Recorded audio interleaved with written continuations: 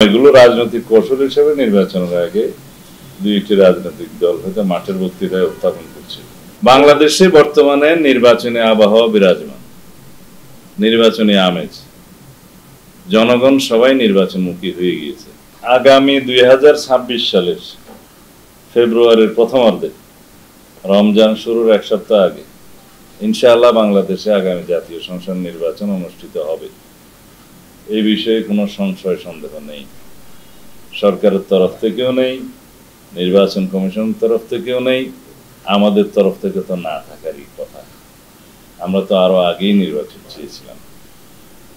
এই নির্বাচন অনুষ্ঠান সম্পর্কে দুই একটি রাজনৈতিক দল বিভিন্ন রকমের বক্তব্যের মধ্য দিয়ে একটু বিভ্রান্তি ছড়ানোর চেষ্টা করছে, সেটা দৃশ্যমান।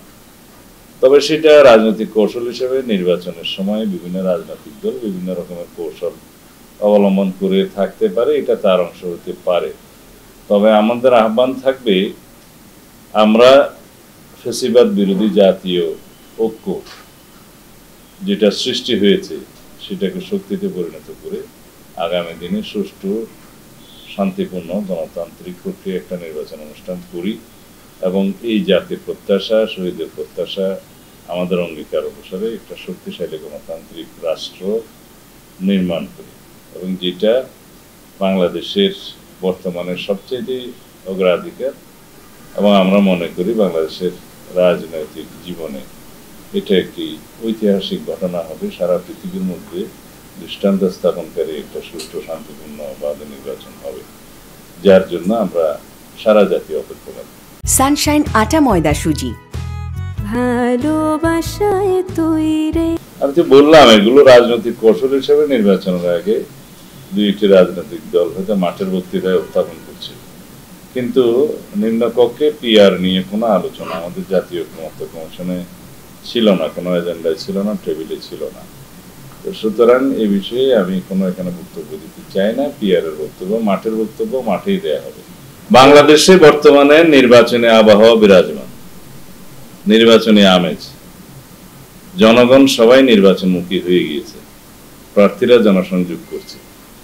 এখন বাংলাদেশের নির্বাচনের বিরুদ্ধে যারাই কথা বলবে তারা জাতীয় রাজনীতি থেকে নিজেরাই মাইনাস হয়ে যাওয়ার সম্ভাবনা আছে। কারণ সেই ঝুঁকি যদি কোনো রাজনৈতিক দল নেয়, নিতে পারে। জুলাই জাতীয় সনদ 2025-এর সংশোধিত খসড়া যেটা আমাদের কাছে প্রেরণ করা হয়েছিল, আমরা আমাদের দলের পক্ষ থেকে গত 20 তারিখে সেটা আমাদের জবাব, মতামত সহ দিয়ে দিয়েছি। তার মধ্যে যেটা অঙ্গীকারনামার অংশ আছে শেষ 2 পৃষ্ঠা, সে অঙ্গীকারনামার কিছু কিছু বিষয় আমাদের কাছে একটু অযৌক্তিক এবং অগ্রহণযোগ্য মনে হয়েছে এবং ক্ষেত্রমতো এটা অসাংবিধানিক বলে মনে হয়েছে, সেটা আমাদের মতামত দিয়েছি। বিকল্প প্রস্তাবের ক্ষেত্রে আমরা যখন আলোচনা হবে তখন আমরা আমাদের বিকল্প প্রস্তাব দিতে পারব। যেই প্রস্তাব বৈধ হবে, আইনানুগ হবে এবং সাংবিধানিক বিধান মতে হবে বা সাংবিধানিক প্রক্রিয়ায় হবে, সেটা আমরা গ্রহণ করবো আলাপ আলোচনার মধ্যে দিয়ে। আমরা সবসময় বিশ্বাস করি জাতীয় ঐক্যমত্য কমিশনের আলাপ আলোচনার মধ্য দিয়ে যেভাবে জুলাই জাতীয় সনদ প্রণীত হয়েছে বলা যায়, সেটার বাস্তবায়ন প্রক্রিয়া নিয়েও সবাই আমরা আলোচনার মধ্য দিয়ে একটা বৈধ আইনি প্রক্রিয়া বের করতে পারব।